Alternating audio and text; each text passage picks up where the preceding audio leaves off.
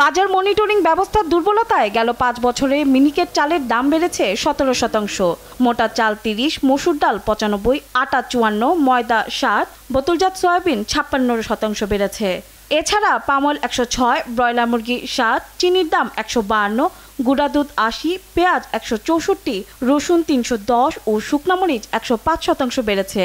গবেষণা প্রতিষ্ঠান সিপিডি ২০২৩-২৪ তৃতীয় অন্তর্বর্তীকালীন গবেষণায় এই সকল তথ্য উঠে এসেছে। গবেষণা বলছে, গরিবের ব্যয়ের তুলনায় আয় বাড়েনি। জিডিপিতে জাতীয় আয় বেড়েছে, কিন্তু নিম্নবিত্তরা ভূমিকা রাখতে পারছে না। মধ্যআয়ের মানুষের চাহিদা সম্পন্ন পণ্যের উপর সরকার কর আরোপ করে সবচেয়ে বেশি।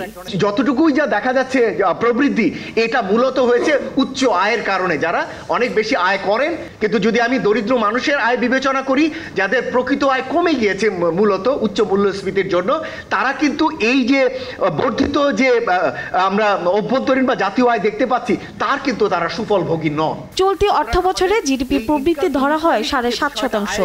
জানুয়ারিতে সংশোধন করা হয় ৬.৫%। সিপিডি বলছে, লক্ষ্যমাত্রার চেয়ে অনেক দূরে সরকার। বাজেটের টার্গেটগুলো ইতিমধ্যে অনেক জায়গায় অ্যাচিভ করার থেকে অনেক দূরে রয়েছে। সুতরাং সেগুলোকে ধরে মূল প্রবৃদ্ধির মধ্যে ধরে যদি প্রবৃদ্ধির এখনকার প্রাক্কলন করা হয়, তাহলে কিন্তু সেটিও আসলে অর্জনযোগ্য হবে না। সরকারি কর্মচারীদের জন্য গাড়ি কেনা ও বিদেশে ভ্রমণ বন্ধ করে দীর্ঘমেয়াদী সংস্কারের পদক্ষেপ নেওয়ার আহ্বান জানান সিপিডি। উচ্চ ডলার দিয়ে যদি আমদানি করার প্রবণতা থাকে, বৃহৎ আকারের প্রকল্প নেওয়ার যদি প্রবণতা থাকে, এবং একই সাথে যদি সরকারের অপ্রয়োজনীয় ব্যয় অব্যাহত রাখার প্রবণতা থাকে, তাহলে কিন্তু এর দুর্ভোগ সরকারের মধ্যে যারা আছে তারা তো টের পাবে না, টের পাবে আসলে জনগণ। এছাড়া বৈদেশিক ঋণের ক্ষেত্রে সরকার অনেক ক্ষেত্রে ঋণ নিচ্ছে উচ্চ সুদে। একেও বিশেষ চাপ হিসেবে দেখছেন সিপিডির গবেষণা পরিচালক। সরকার টাকার ফর্মে দেখালে হয়তো বলবে যে আমরা আগের বছরের চেয়ে পিছিয়ে গিয়েছি, কেননা ডলার করে টাকা করলে টাকার পরিমাণ বেশি দেখা যায়। আমেনা প্রণামী, দেশ টিভি, ঢাকা।